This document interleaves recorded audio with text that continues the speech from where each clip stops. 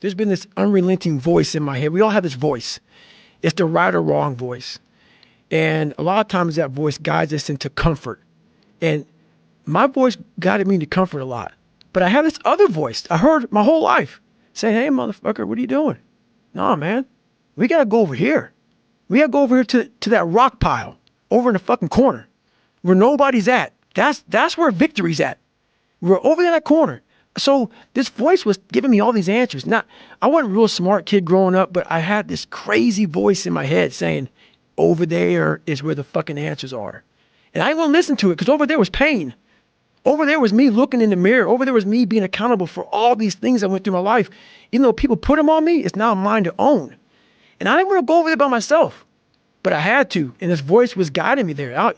It's God, whatever you want to call it. But that's what it was in me. Life is one big psychological warfare that you play on yourself. You play on yourself, man. The most important conversation I ever had is with myself.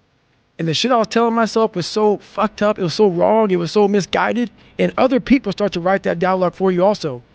And it starts to be what you say to yourself every single day. And I started creating a whole nother warfare. A whole nother battle started becoming. I was like, oh, hang on a second, guys.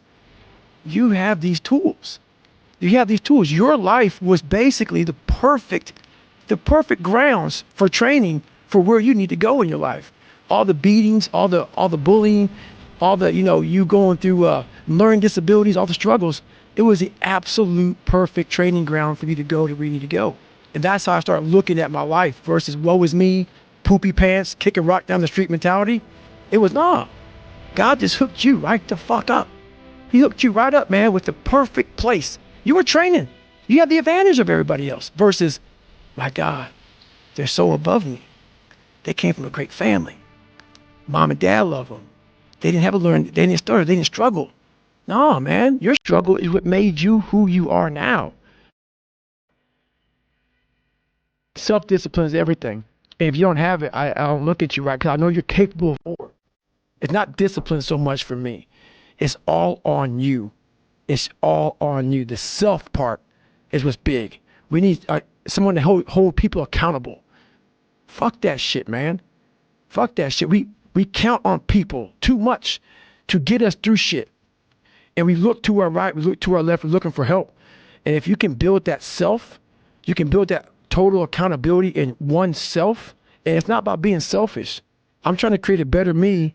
So hopefully people who are hearing this are taking it the right way, can say, I can run a mile. It ain't about running 205 fucking miles, doing 4th arc, being in the city. It ain't about all that shit. Shit doesn't matter. I want you to see how fucking far you can go. And that's all it's about, yourself. And that's where it all comes from. No one's gonna fucking come to help me. No one's gonna fucking come to help me. It's fucking me against me, period. And so I had to man up. And I said, the first thing I gotta start doing is facing every fucking fear I have. No matter what the fuck it is, man. And these things would keep me up at night. No one, people who are hearing this shit, they will never really understand and grasp when you face these things and so many things, how they keep you up and haunt you at night. I had two options.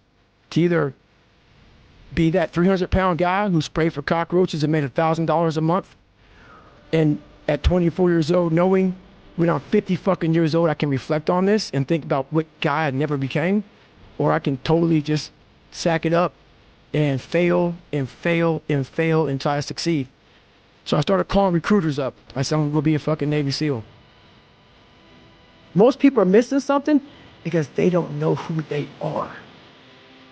They never examine themselves. They've never done this experiment on themselves. The lab rat, we're all lab rats, but you're also the scientist. You create your own self. Most people are missing something because there's so much trapped in there. I don't even want to say potential. I think that's word used out too much too. There's so much in you that God or wherever the hell you believe in, or if you're atheist, in you, that you have not unlocked.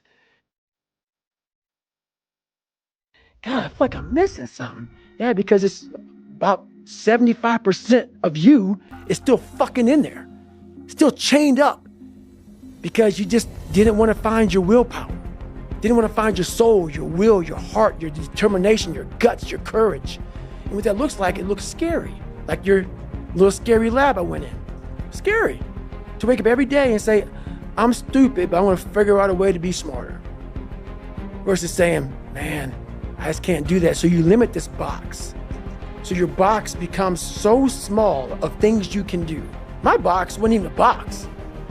It was a fucking little pinhole. And then through examining myself, getting some willpower, some courage, it became bigger than this table. But that's what we all do. That's why I wanted to come here today and talk to you about real shit. Not no fucking like hacks. There's no hacks, bro. It's you against you. You against you. And if you misunderstand that, you have a real problem. A real problem. I can understand you misunderstand me running down the street, shirt off, fuck this, yeah. I can get it. I get it. If you misunderstand what I'm saying right now today, the problem is you. And you don't want to fix it. I developed a lot of anger, and I still have it. And it will never go away. Because when you put yourself in the sewer like I was in, and please, if someone saved me, come out and announce it to the world. There's no one. There's no one.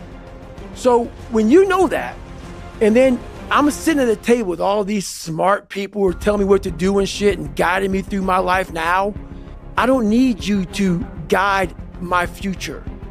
I know what's good for me and what's bad for me. And for me, it took every bit of focus I could. And I know social media, that's why people love to go on there. Because they want to show you the good side of life. I'm not teaching good side of life. So I had to figure out a way when I came on in 2016 of teaching you what life really is for the majority of us is hell. And so while people love to show you the cars and the house and the vacations and shit, all that's good, all that's happy. I'm gonna show you the side that I know most of you are going through. And people hide very well. I don't wanna hide anymore. I hid for 24 fucking years. I'm gonna teach you how to be vulnerable. Because that's the only way you fix yourself. You don't fix yourself by coming out here and me selling you some fucking books. That's why I don't have them, I forgot them. I'm glad people got something from the book. I want you to learn that the only way you grow is how to look at yourself and say, okay, like I did, what the fuck I have to do to get somewhere? There was nothing good on there. Nothing. Yeah, I love playing basketball. I left that out. That's something I love to do. I don't care about that. That didn't make the fucking list. Because the list that I had to live by was the very list that was to get me at this table with you. And a lot of us have this voice in our head. We all know that voice in our head that tells us the truth every single day that we try to run away from, that says we're scared of this, let's go this way. It started gnawing at me so horribly bad that it wouldn't allow me to live anymore without facing me. I had to go back in the dungeon. So when I tell my story, I tell it on a very surface level. I had to go down in the dungeon, the sewer where my mind used to be at, and talk to that guy. Because I wanted to live my life in a way that when I died, I was proud of myself. I knew what pride felt like. And if it took pushing myself to death, I was willing to do that. If I wanted to look in that mirror, not impress anybody, not money, not fame, not nothing. I wanted to impress the guy in the daggone mirror. And I worked endlessly and tirelessly to do that. And it happened. It's too hard. Life isn't fair. These things in life are not easy for me. You look to your left, you look to your right, and you start to judge yourself off other people. Like if you're a female, well, she's skinny and she doesn't work out as hard as I do. And everything starts to corrupt your mind. You start to look around too much at other people and what they're doing, and that starts to corrupt your own dialogue. We are judging ourselves against too many fucking people. You have to judge yourself against yourself. And that's the one thing I started learning, man. This isn't a race against me and Rich Roll. This is a race against David Goggins and David Goggins alone. And once you can silence all that bullshit, all the outside interference and things that are attracting your mind to everything, you can then start to grow in realizing I'm stressed out for no reason. This is my own little race. This is my own timeline, and this is how I'm going to run it. You're willing to suffer and go back in the grind. That internal dialogue you have with yourself when you're in misery and you're uncomfortable, it's a real scary, unfiltered, no lying dialogue between you and yourself. And people know exactly what the fuck I'm talking about when you're in a bad spot in life and your mind is saying all kind of shit. That's who you really are. That's the real you. No Rocky Balboa moments going on up there. Yeah. You're like, hey, you know, it's round 14. Let's come on. We got this. No, it's like, fuck this. I'm out of here, man. This is crazy. That's where the growth happens. When you're able to stay in that moment and talk yourself back into the suck of wherever you're going through, and you start stripping those layers away. But as you're stripping those layers away, you're building calluses over top of shit in your mind. That's where the growth starts to happen, is when you have to force yourself to stay in it. You can't leave it. Every day is gonna suck. And live like that. To be better. And I put it this way, I'm in the water's going on my head, the Pacific Ocean, you know it's freezing. February, cold as shit. Been through 3 hell weeks. For you to constantly win, when this voice over here, the real you, is saying, get the fuck out of here. Go. You're nobody. You've always been nobody. And it's true. People don't hear that. That's a true voice. That's the real reality of David Goggins at 24 years old. It's not a false reality. And then you had to create another voice over here that is saying you're better than that other voice. And you're in the freezing cold water that both voices don't want to fucking be in. But you win. And it goes from the water to the studying, to the running, to losing weight, to how you eat, to how you function as a man. Every day of your life, you're winning these battles. And the thing about it is, you have to be really, and sometimes all the voices are telling you the wrong shit, man.